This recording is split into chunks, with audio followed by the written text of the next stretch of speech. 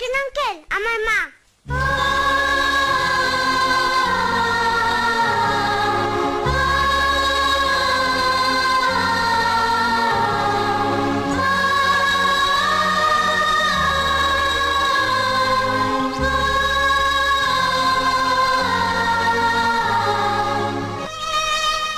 তুমি বেঁচে আছো? তুমিও বেঁচে আছো?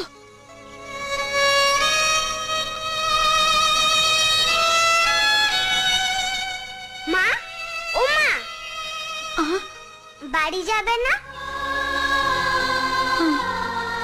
চলো।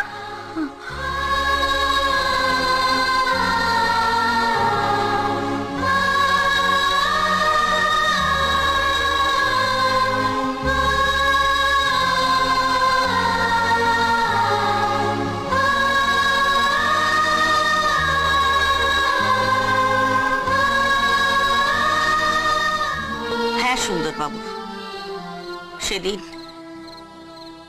সেদিন আপনাকে আমি মিথ্যে কথা বলেছিলাম। কেন সেদিন আপনি আমাকে মিথ্যে কথা বলেছিলেন? কেন বলেছিলেন যে রানী বেঁচে নেই? এভাবে মিথ্যে কথা বলে কেন আপনি আমার জীবনটা নষ্ট করে দিলেন?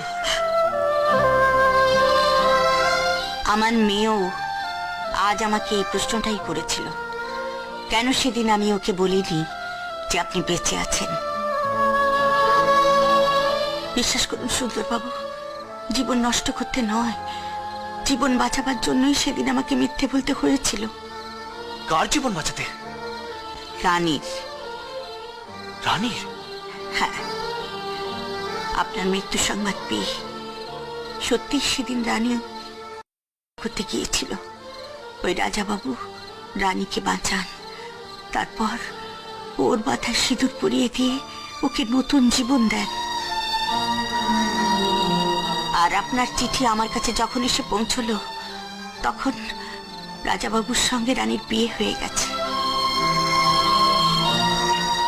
সুন্দরবাবু, তখন যদি আমি সত্যি কথাটা বলতাম, তাহলে আমার রানীর জীবনটা যে নষ্ট হয়ে যেত।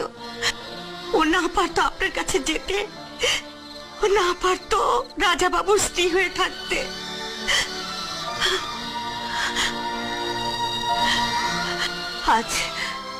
আজ রানী রাজাবাবুর স্ত্রী, তার সন্তানের মা।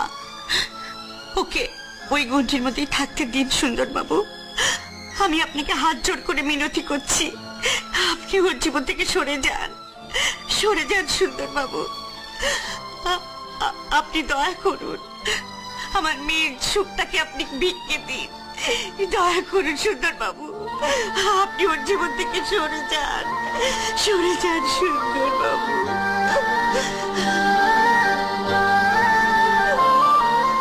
আজ আমি নিজেই ভিখারি হয়ে গেছি মাসি। আমি আর কি ভিক্ষে দেব?